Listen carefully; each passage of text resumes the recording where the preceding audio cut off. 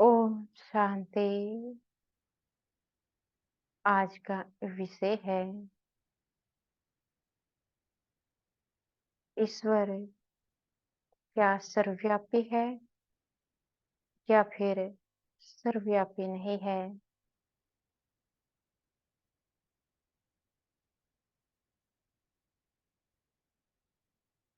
जो भक्ति मार्ग है उसमें अब तक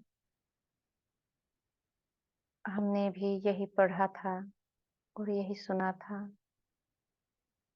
ये ईश्वर सर्वव्यापी है, कण कण में है।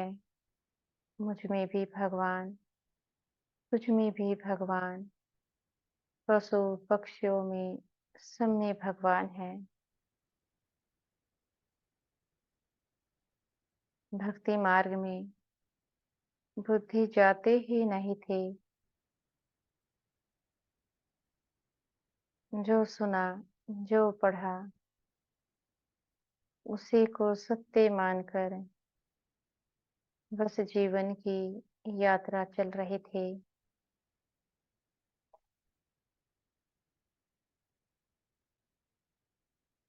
जब ज्ञान से जुड़े,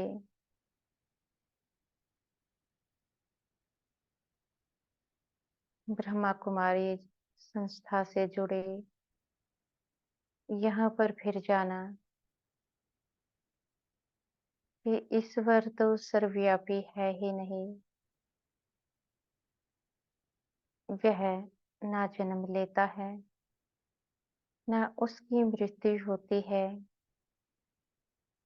हाँ, इस विश्व में उनकी भी सेवा होती है।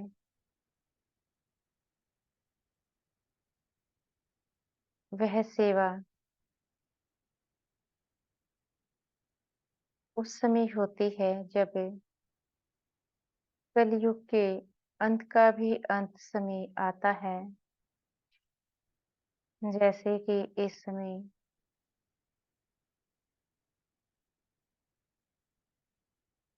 इसको क्या कहेंगे, कितना भ्रष्टाचार है।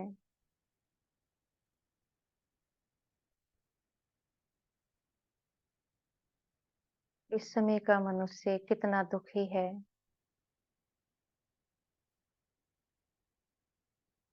इस समय वह आते हैं कलयुग के अंत के भी अंत समय में। जब उनके आने का समय होता है, उस समय को संगम युग कहा जाता है। संगम युग इसलिए कहा जाता है क्योंकि यहाँ पर आत्माएं परमात्मा की पहचान कर उनसे मिलन मनाती है।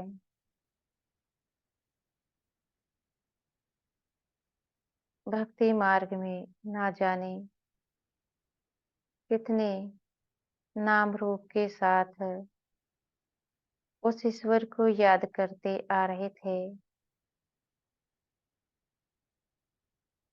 न स्वयं की पहचान, न उस ईश्वर की पहचान, उससे संबंध क्या है, न संबंध की पहचान। आत्मा रहने वाली कहाँ की है और परमात्मा रहने वाला कहाँ का है, यह भी पहचान नहीं।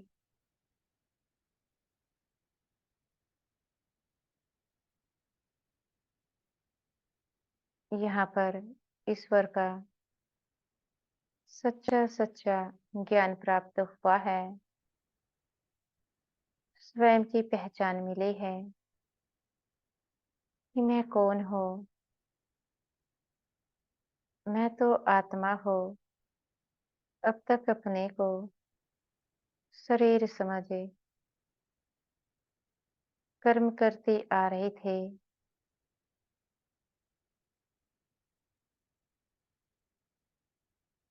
जैसे कि मैं आत्मा हूँ जिसने मुझ आत्मा को जन्म दिया।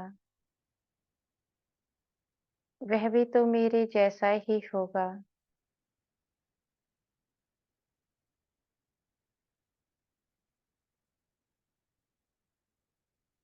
क्योंकि मेरा क्या संबंध है ईश्वर से? मैं ईश्वर की संतान हो जाती हूँ अगर आत्मा रूप में देखो। अगर शरीर से देखते हो तो जो शरीर के माता पिता हैं,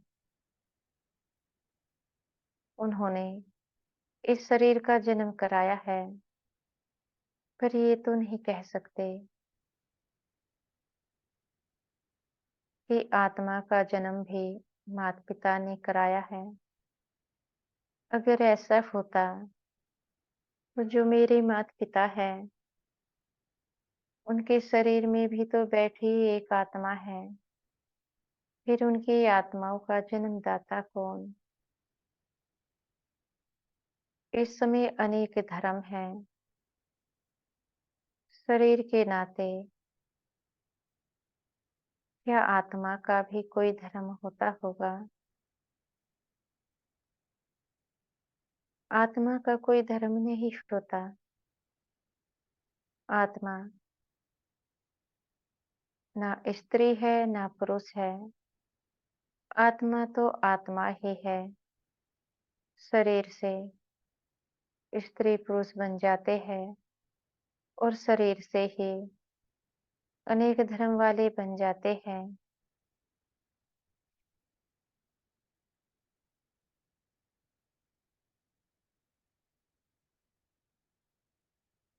उस ईश्वर को अनेक रूपों में याद किया जाता है एक ही, पर ना जानने के कारण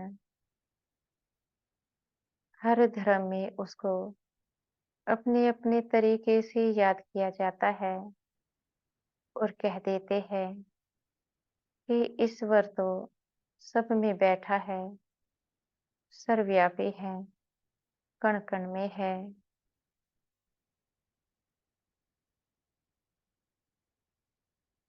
जब ईश्वर सब में बैठा है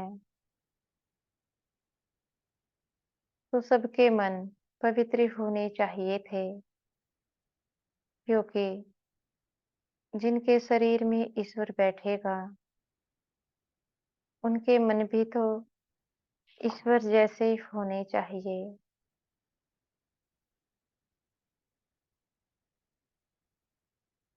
क्योंकि ईश्वर तो है पवित्र।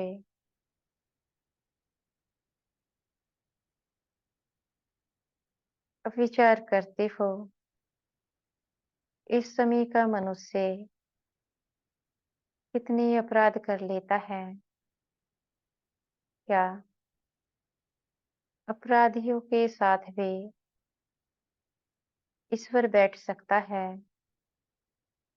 एक अपराधी अपराध कर रहा है और ईश्वर उसको रोकता भी नहीं है।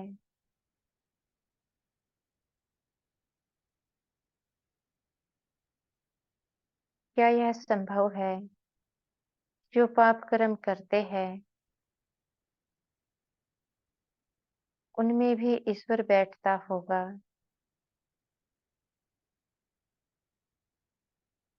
अब बात आती है पशु पक्षियों की।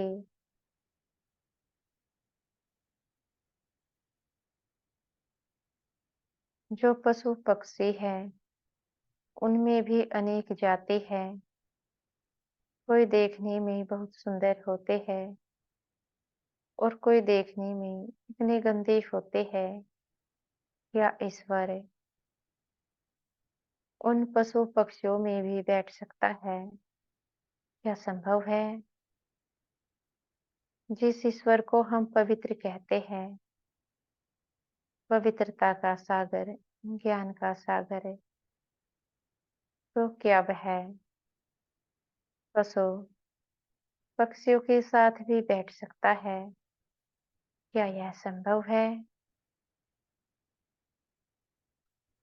अगर मैं स्वयं पर लेती हूँ विचार करते हो, क्या मैं पशु पक्षियों के शरीर में बैठ सकती हो? तो नहीं बैठ सकती हो, क्योंकि जो पशु पक्षी है, वह तो शरीर से गंदे रहते हैं, क्योंकि उनमें ना स्नान करने के संस्कार हैं और गंदी चीजें खाते हैं। तो मैं भी नहीं बैठ सकती हूँ। जब मैं नहीं बैठ सकती हूँ, तो ईश्वर तो मुझसे कहीं ऊंचा है। वह कैसे बैठ सकता है? तो बात आती है कीटों की। कितने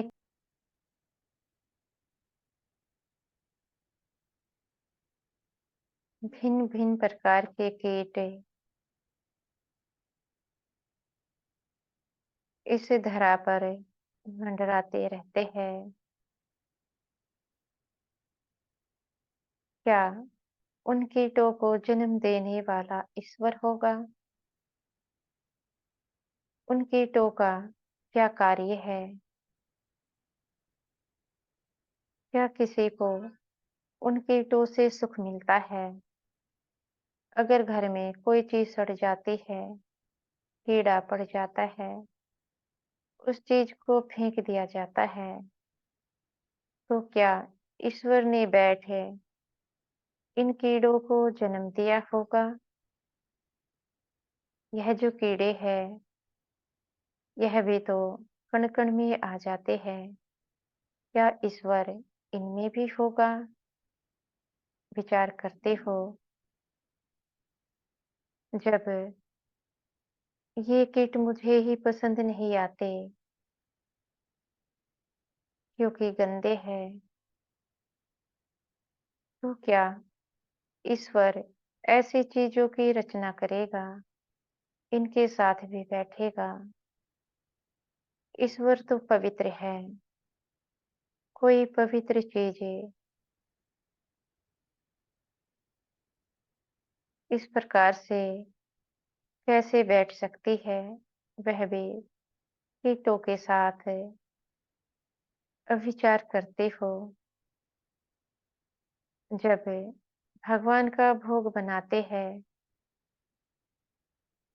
तो बड़ी देखभाल करके बनाते हैं। कहीं किसी चीज में कीड़ा तो नहीं है? अगर होता है, उसका भोग नहीं बनाया जाता है, तो इससे क्या सिद्ध होता है कि कण कण में भगवान नहीं हो सकता है,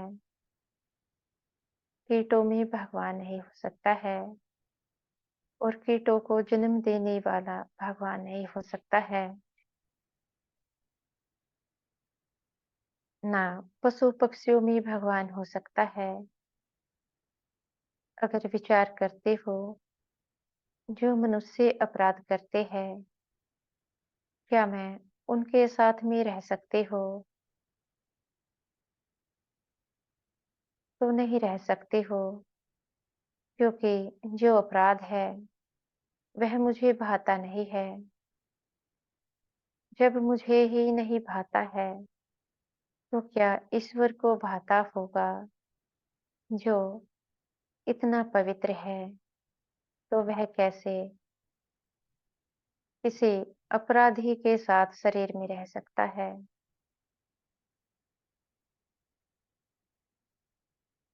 सब में भगवान कैसे हो सकता है? अगर सब में भगवान होता, तो इस दुनिया में इतना भ्रष्टाचार नहीं होता, इतना गंद नहीं होता। अगर सब में भगवान होता, तो इस समय का जो मनुष्य है, इतना अपवित्र नहीं बनता। भगवान तो है पवित्रता का सागर, जो सदा पवित्र रहता है। जब उनके पास शरीर ही नहीं है, तो वह अपवित्र बनेंगे कैसे? जिनके पास शरीर होते हैं, वही तो अपवित्र बन सकते हैं, क्योंकि शरीर से ही विकार किए जाते हैं, गंदे कर्म किए जाते हैं। अगर इस समय आत्मा के पास शरीर ना हो, तो आत्मा कोई को कैसे देख सकती है? ये शरीर है तो आंखों के द्वारा शरीर को देखा जाता है, मुख के द्वारा बोला जाता है, कानों के द्वारा सुना जाता है।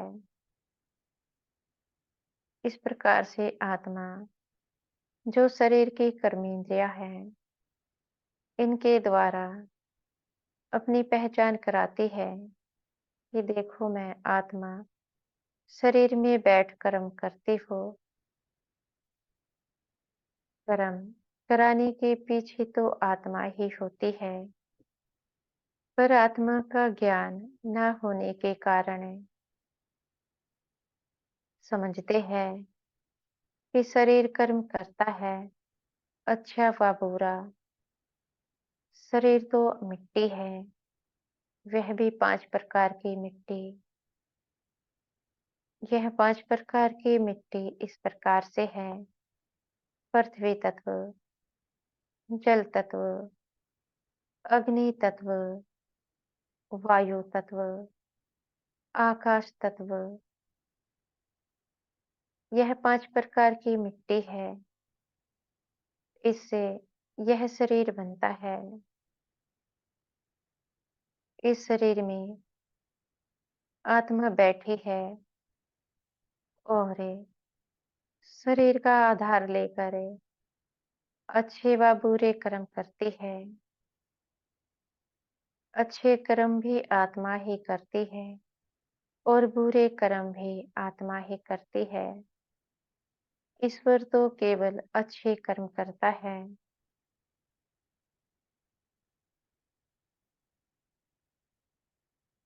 यह जो दुनिया है, जिस दुनिया में आत्मा यहाँ पर पाठ बजाती है,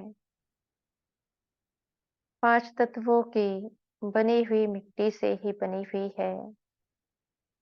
शरीर भी मिट्टी का, जो शरीर को खिलाते हैं, चाहे फल है, चाहे सब्जियां है, चाहे अन्न है, वह भी तो 5 तत्वों से बने हुए होते हैं। अगर कपड़ा पहनते हैं, वह भी 5 तत्वों से ही बनी हुई चीजें हैं। ऐसी कौन सी चीज है जो 5 तत्वों से नहीं बनी हुई है? केवल आत्मा। आत्मा 5 तत्वों से बनी हुई नहीं है। बाकी इस दुनिया की हर एक चीज, चाहे आत्मा का शरीर है, चाहे आत्मा जिस घर में रहती है, वह घर, चाहे खाने पीने की सामग्री, सब कुछ तो 5 तत्वों से ही बना हुआ है।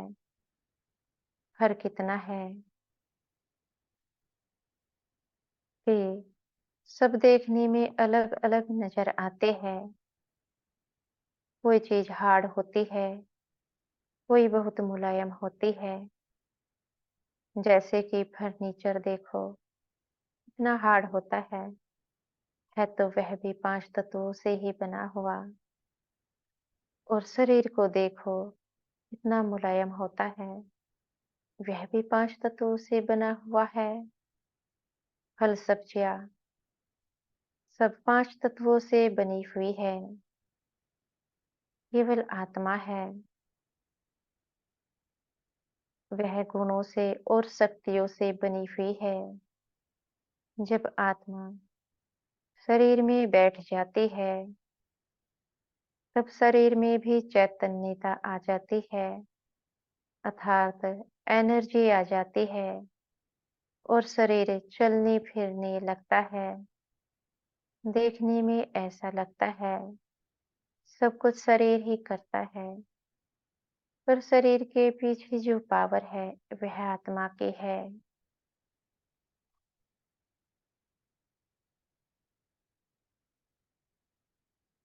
अगर आत्मा शरीर में न आए, तो शरीर तो मिट्टी है, यह गल जाता है।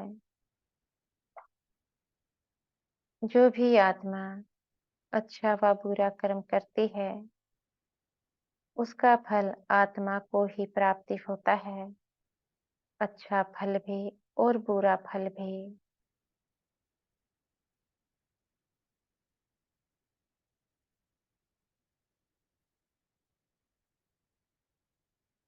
यह जो समय है, संगम युग का समय है। इस समय परम पिता परमात्मा शिव इस धरा पर पधारे हैं। वह हमें इस ज्ञान को सुना रहे हैं।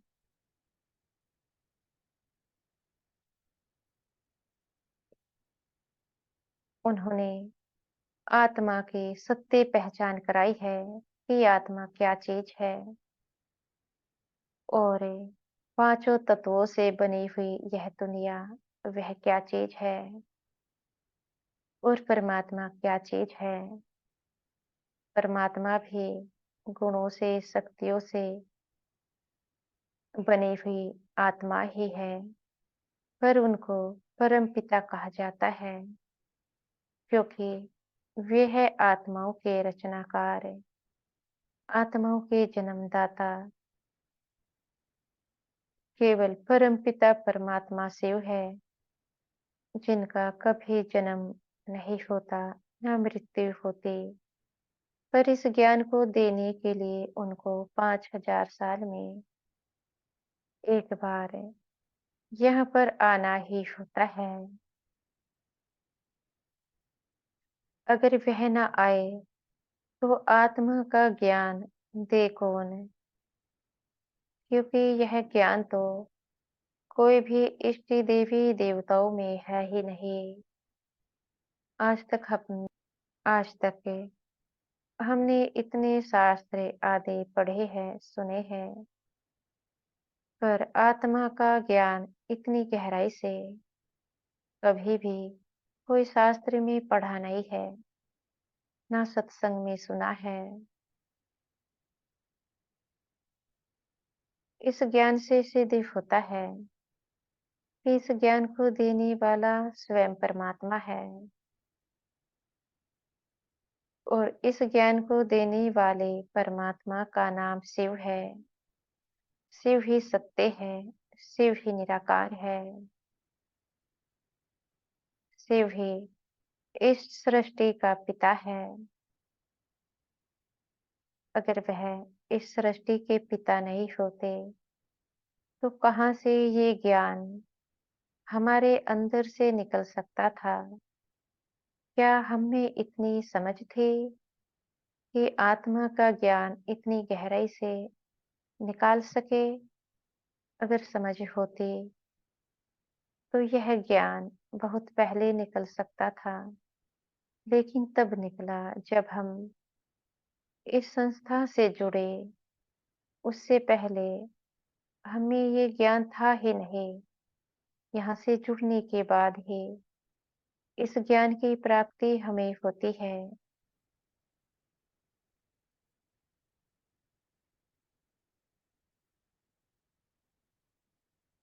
आत्मा गुणवान कब होती है? जब पवित्र होती है। जब आत्मा पवित्र होती है तो पवित्र दुनिया की मालिक होती है। वहां पर उसके कर्म भी देवी देवता जैसे होते हैं। आत्मा अपने शरीर से भी पवित्र रहती है और अपने मन से भी। संबंध तो उस दुनिया में भी होते हैं। स्त्री भी होती है तो पुरुष भी होते हैं, माता पिता भी होते हैं, बच्चे भी होते हैं। लेकिन वहां पर जो माता पिता होते हैं अपने बच्चों का जन्म योग के द्वारा कराते हैं। ऐसे नहीं जैसे इस समय स्त्री पुरुष विकारों के द्वारा बच्चों के जन्म कराते हैं। उस दुनिया को बनाने वाला कौन, जहाँ पर देवी देवता जैसे शरीर और देवी देवताओं जैसे कर्म आत्माएं करती है, उस दुनिया को बनाने वाला स्वयं परमात्मा शिव है। और इस दुनिया को बनाने वाला कौन? जहाँ पर स्त्री पुरुष विकारों के द्वारा बच्चों के जन्म कराते हैं, तो जो स्वयं पवित्र रहते हैं, वह क्या ऐसी दुनिया बनाकर बच्चों को देंगे? क्या एक पिता ऐसी शिक्षा अपने बच्चों को देता है कि तुम शरीर से विकार करो और बच्चों के जन्म कराओ? नहीं, यह गलती हो जाता है। परमात्मा ऐसी शिक्षा अपने बच्चों को नहीं देता। यह तो स्वयं के मनुष्यों के किए गए कर्म है। और नाम बदनाम किया है ईश्वर का कि ईश्वर ने ऐसे संबंध बनाए है। इस समय वह ईश्वर कहता है, मैंने ऐसे कोई शिक्षा बच्चों को दे ही नहीं कि ऐसे कर्म करो।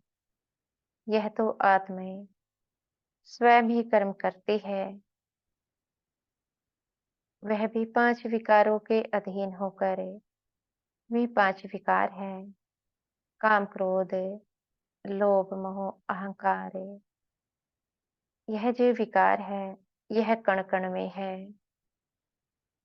परमात्मा कण-कण में नहीं है। ये विकार सर्वव्यापी है, सब में है। क्योंकि यह दुनिया स्त्री पुरुष के संबंध से ही चलती है। जब स्त्री पुरुष आपस में शरीर के संबंध बनाते हैं, तब जाकर के बच्चों के जन्म होते हैं। इनको कहेंगे कण-कण में 5 विकार है।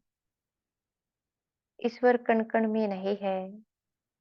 वह तो एक ही बार 5000 साल में कलयुग के अंत में संगम युग पर आते हैं और इस समय आए हुए हैं।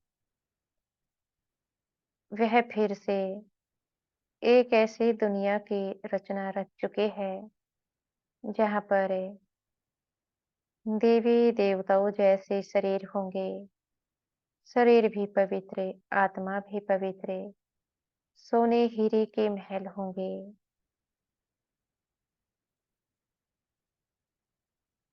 अब उस दुनिया में जाने के लिए परिवर्तन तो अपना इसी समय करना पड़ता है।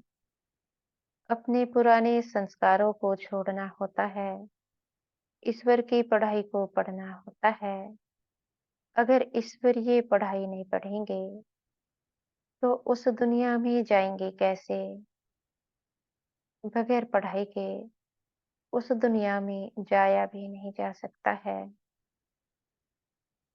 इस समय परम पिता परमात्मा से वो टीचर बन पढ़ाई पढ़ा रहे हैं। यह जो ज्ञान है, यही वह पढ़ाई है जिसको पढ़ने से, सुनने से, धारण करने से जीवन का परिवर्तन होता है। और जो अपने जीवन का परिवर्तन कर लेते हैं, वे उस दुनिया का सुख भोगते हैं जिसको कहते हैं स्वर्ग।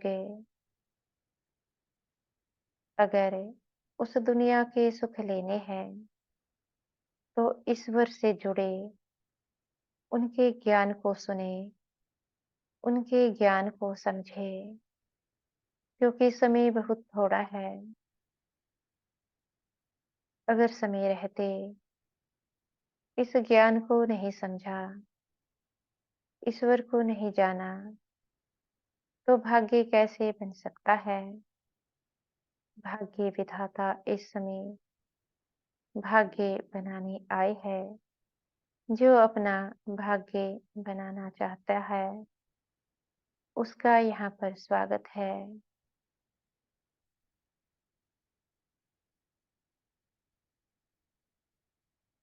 अच्छा, ओम शांति।